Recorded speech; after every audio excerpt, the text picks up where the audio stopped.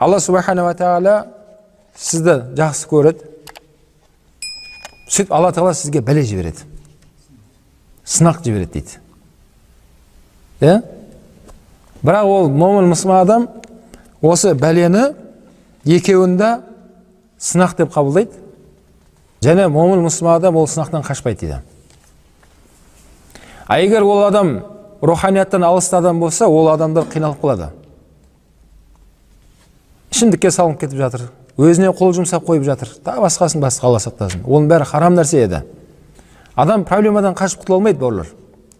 Өйткені мүлк Алланыкі, біз Алланың мүлк пендесі боламыз. Біздің тағдырымызды Алла оны мөлшерлеп тастаған. Не болады, қалай болады, бәрі жазылып тұр тағдырымызда. Және сол қиыншылықты момын мұсылман адам Алла рахмат деп қабылдайды. Альхамдулилля.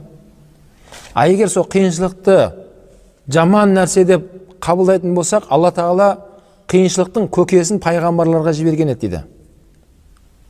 Олардың қиыншылығын Алла бізге жібермей ақ қойсын дейді. Бауырлар, сол үшін қиыншылықты момын адам қашпайды одан. Оған мұсылман адам сабыр етеді. Жаңа айтып жатқан мәселе бар. Енді жаңа айтылғанда сабыр етсең сауап аласың.